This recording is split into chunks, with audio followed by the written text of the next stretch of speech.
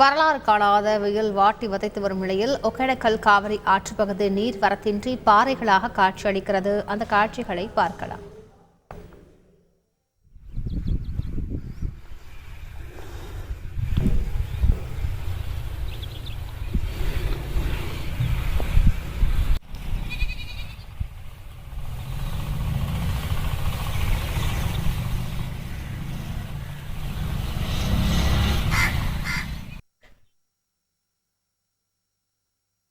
கூடுதல் விவரங்களை செய்தியாளர் நரசிம்மகுமாரிடம் பெற்றலாம். நரசிம்மகுமார், வணக்கம். இதற்கு என்ன காரணமாக சொல்லப்படுகிறது? விவரங்கள் என்ன நரசிம்மகுமார்?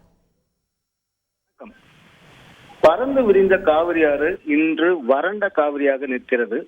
கண்ணு கெட்டிய தூரம் வரை நீரால் சூழப்பட்டிருந்த ஒகேனக்கல் இன்று கண்ணு கெட்டிய தூரம் வரை நீரின்றி காய்ந்து கிடக்கிறது.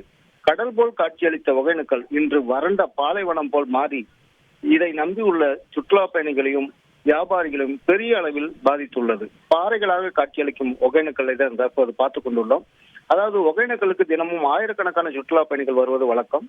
தற்போது கோடை காலம் என்பதால் லட்சக்கணக்கான பக்தர்கள் ஒகேனக்கலுக்கு வந்து நீர்வீழ்ச்சிகளில் குளித்து காவிரியின் அழகை ரசித்து பரிசல் பயணம் மேற்கொண்டும் மீன் சமையலை ருசித்து உண்டும் செல்வது வழக்கம். ஆனால் தற்போது முழுவதும் நீரின்றி வறண்டு போய் காணப்படுவதால் வரும் சுற்றுலா பயணிகள் மிகுந்த ஏமாற்றத்துடன் செல்கின்றனர். அதாவது காவிரி மேலாண்மை ஆணையம் உத்தரவிட்ட பிறகும் கர்நாடக அணைகளில் இருந்து நீர் திறப்பு முழுமையாக நிறுத்தப்பட்டுள்ளது.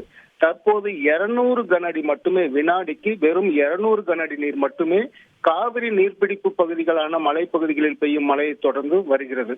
அந்த நீரும் குடிநீருக்கு கூட போதுமானதாக இல்லை. இதே நிலை தொடரும் பட்சத்தில் விவசாயத்திற்கு மட்டுமல்ல, குடிநீருக்கு அல்லாடும் சூழல் தான் தமிழக மக்களுக்கு ஏற்படும் நிலை உள்ளது. வரும் சுற்றுலா பயணிகள் தண்ணீரை பார்க்க வரும் சுற்றுலா பயணிகள் தண்ணீரின்றி காய்ந்து கிடக்கும் ஒகேனக்கலை பார்த்து கண்ணீருடன் திரும்பிச் செல்கின்றனர். முழு விவரங்களுக்கு நன்றி நரசிம்மகுமார். செய்திகளை உடனுக்குடன் தெரிந்து கொள்ள உடனே சப்ஸ்கிரைப் பண்ணுங்க.